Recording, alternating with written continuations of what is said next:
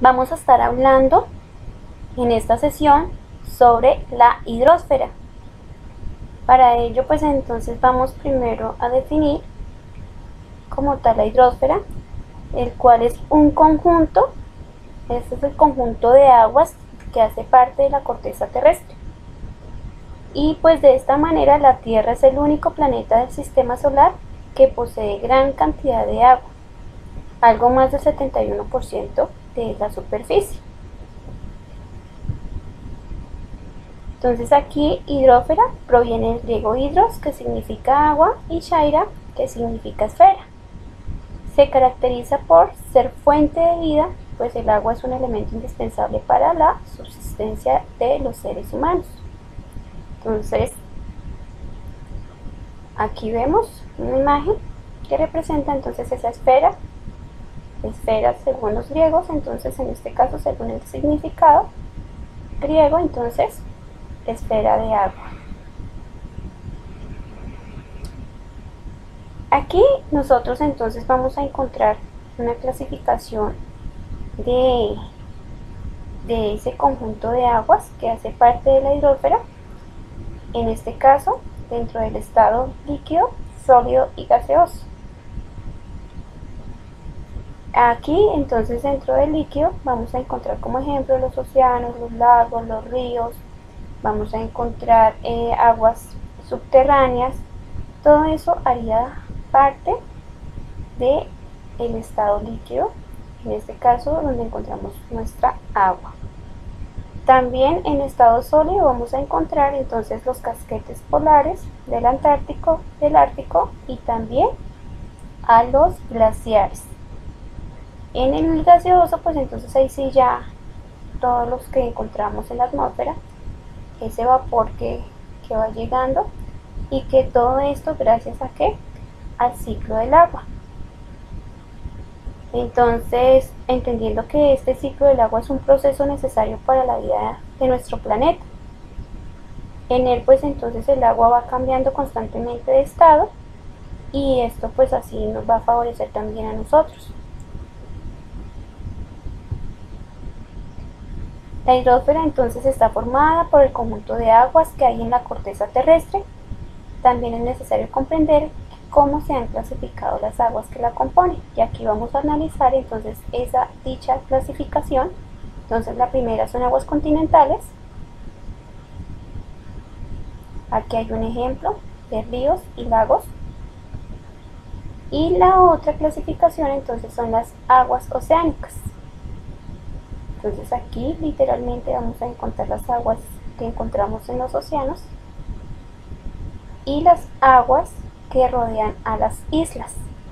Eso también entonces harían parte de las aguas oceánicas.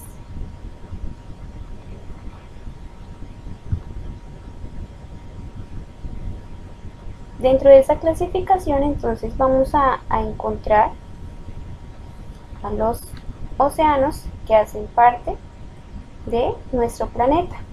Entonces, Océano Pacífico, lo podemos ver, Océano Pacífico, Océano Atlántico, Océano Glacial Ártico, Océano Índico y el Océano Glacial Antártico, que haría parte entonces de ese conjunto de aguas y de la clasificación de las aguas oceánicas, entendiendo pues que estas aguas oceánicas como tal tienen el mayor componente en nuestro planeta.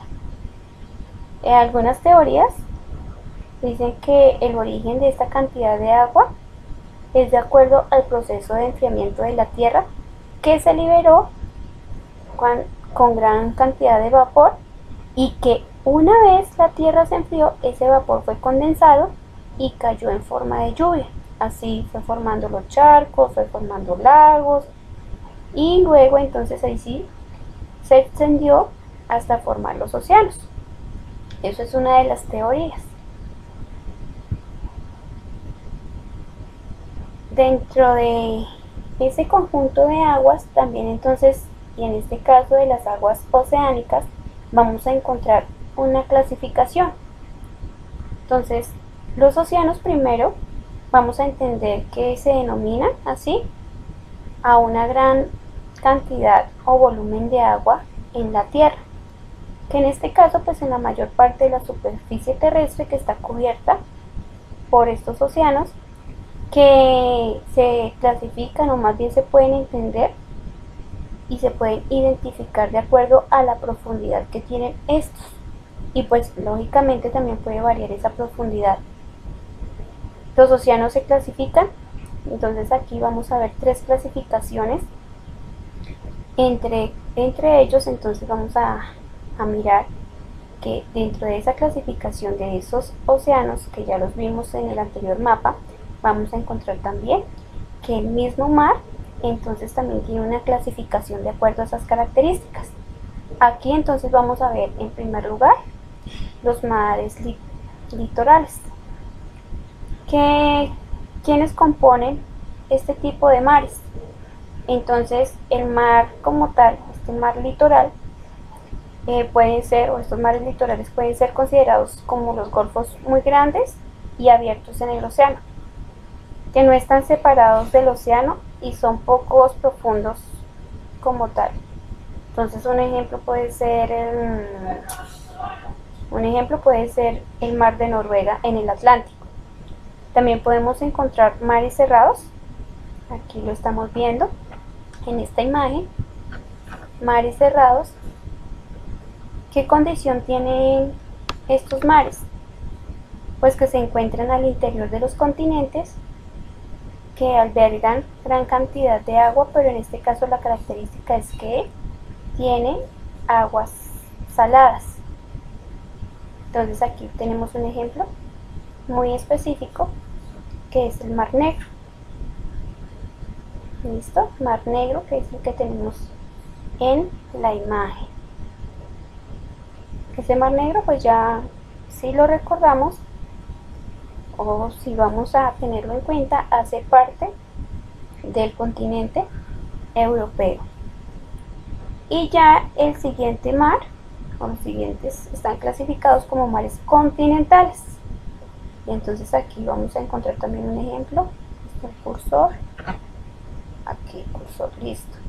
Entonces aquí nosotros vamos a encontrar un mar continental, y este mar que estoy señalando aquí se llama el mar Mediterráneo. ¿Por qué se llama mar continental? Entonces primero quiero que vean muy bien este mapa que estoy mostrándoles. ¿Sí? Otra vez se perdió el cursor. Ya. Aquí entonces vamos a encontrar el continente europeo, y aquí vamos a encontrar el continente africano, el norte del continente africano. ¿Por qué se llama entonces mar continental o mares continentales? ¿Por qué se llamarán así? Tal como su nombre lo indica, ¿sí? Se sitúa entre los continentes y se comunica con el océano por pequeños estrechos. Este es el caso del mar Mediterráneo. Como lo pueden ver entonces aquí en la imagen, vamos nosotros a encontrar que este es el mar Mediterráneo, que en este caso está encerrado por un continente que es Europa y por el otro continente que es África. Incluso aquí el cercano oriente, que hace parte del continente asiático. Entonces por eso se llaman mares continentales. Y el estrecho, entonces aquí vamos a ver que por aquí va a haber ese estrecho, por aquí va a tener salida como tal y se va a unir, en este caso, con el océano Atlántico. Este sería un ejemplo muy importante sobre los mares continentales como tal. ¿Qué también encontramos? Ese conjunto de aguas también tiene diferentes movimientos, y en este caso estamos hablando específicamente de esas aguas oceánicas, y entonces vamos a identificar tres tipos de movimientos. Entonces está el de las olas, está el de las mareas y está el de las corrientes marinas. Entonces dentro de esto mismo, vamos a ver aquí en la imagen, ya identificamos como tal las olas. Entonces ahí ya tenemos un ejemplo, que son ¿qué? Son ondulaciones que presenta la superficie del mar. Estas se van desplazando se van desplazando y van a causar un fenómeno producido por el viento. Entonces ese lógicamente entonces va a llegar, ese fenómeno va a llegar a la parte superior de la superficie del agua, por eso va a formar ese tipo de fenómeno, y a mayor altura, ¿sí? A mayor altura de la ola es mayor su energía. Una ola, por ejemplo, puede alcanzar varios metros de altura, 2, 3, 4 metros, dependiendo también pues del viento y de la energía que esta ola tenga. Vamos a encontrar entonces también las mareas, ahí también vemos otro ejemplo. Entonces las mareas son elevaciones o descensos. ¿De qué? Del nivel del mar, causadas por la atracción de la luna y el sol, en este caso que ejercen sobre la tierra. Quiero que tengan en cuenta que aquí que las altas elevaciones también se le conocen como pleamar, alta marea o pleamar a las altas elevaciones, y ya cuando hay descenso se le llama baja marea. Entonces aquí podemos tener un ejemplo. Dentro de esas mareas entonces es necesario entender que esas mareas son esos cambios en el nivel del mar, que algunas veces se elevan o que algunas veces disminuyen. Y este fenómeno, recuerden, que se produce por la influencia que ejerce la fuerza de gravedad de la luna y el sol. Esa combinación de estas fuerzas harán que las mareas vayan variando. Y ya por último, entonces, el tercer tipo de movimiento que vamos a encontrar en el mar, entonces va a ser el de las corrientes marinas. Entonces aquí vemos, son producidas por la acción de los vientos, las diferencias en la temperatura y densidad de las aguas marinas y el movimiento de rotación. Entonces, se llama corriente marina u oceánica, ¿por qué? A ese movimiento superficial de las aguas. Recuerden que se produce, ¿por qué razón? Se produce entonces por ese movimiento, ¿sí? Se va a producir por esa combinación como tal que nosotros vamos a encontrar entre esa rotación terrestre o a consecuencia de esa rotación terrestre combinada con los vientos. O sea que mientras este movimiento es superficial, debajo del mismo océano se presentan las llamadas corrientes submarinas. Entonces ahí en ese mapa, ahí estamos viendo que hay diferentes tipos de corrientes marinas, ¿sí? Y que de acuerdo a esas corrientes, pues también vamos a mirar que tienen diferentes tipos de dirección, y eso también va a generar que diferentes tipos de fauna, en este caso fauna marina, pues también pueda tener cierta influencia, o más bien que estas corrientes marinas tengan influencia sobre la vida marina. ¿Qué encontramos ahí en esta imagen? Aquí nos está mostrando un ejemplo sobre las mareas.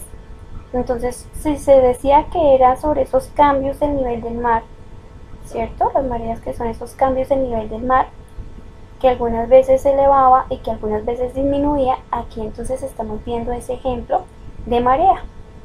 ¿Cómo sabemos que hay un ejemplo literal de marea? Porque aquí vemos, ¿cierto? Aquí están los límites de las aguas costeras, pero aquí entonces vamos a ver una capa, sí, que me está mostrando que en un momento determinado esa marea llegó hasta este límite. Y vamos a ver, aquí vamos a encontrar otro límite, me está dando a entender, ¿cierto?, de que estas aguas costeras se ampliaron y subieron de nivel y abarcaron más de la superficie terrestre. ¿Sí? Entonces a esto se le va a conocer como mareas, y aquí pues hay un ejemplo. Y recuerden que cuando sube la marea se le llama pleamar.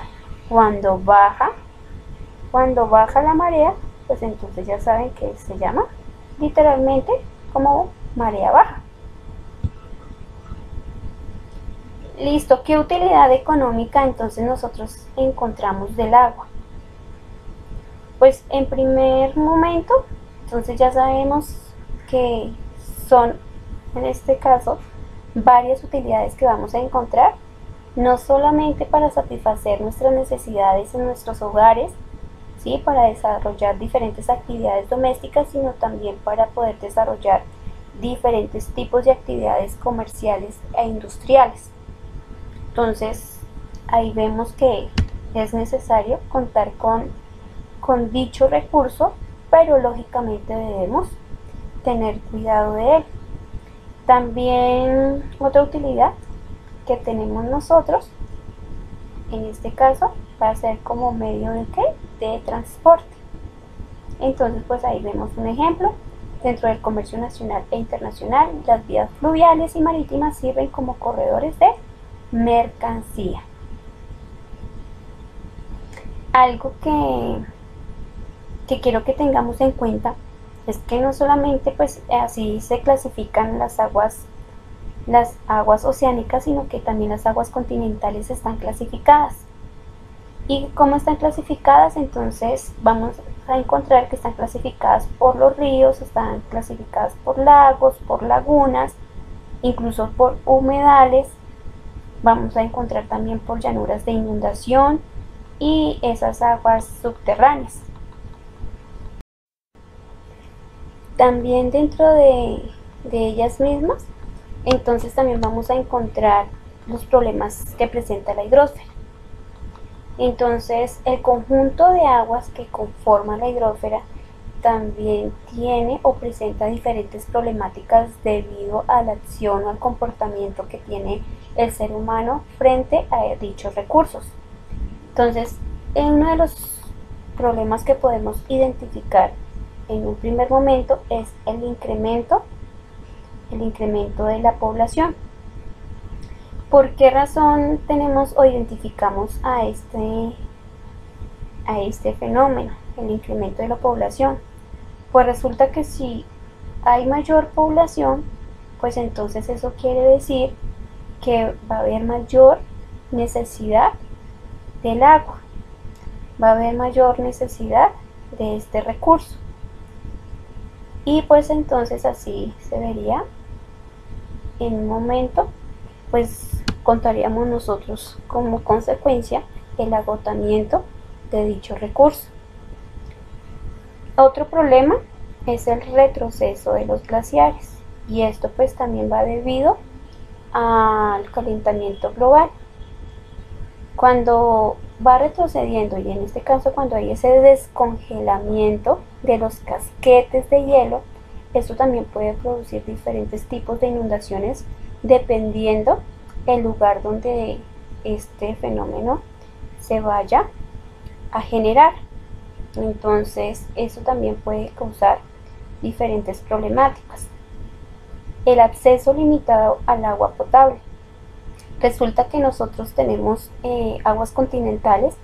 Estas aguas continentales son agua dulce, aptas para el consumo humano, pero ese recurso en un momento pues está limitado, y más en zonas que son consideradas vulnerables o que tienen un mayor índice de pobreza, porque no cuentan con el sistema de alcantarillado y aquello que les puede permitir generar pues una mejor calidad de vida, teniendo en cuenta pues este recurso en sus vidas y en sus vidas cotidianas como tal.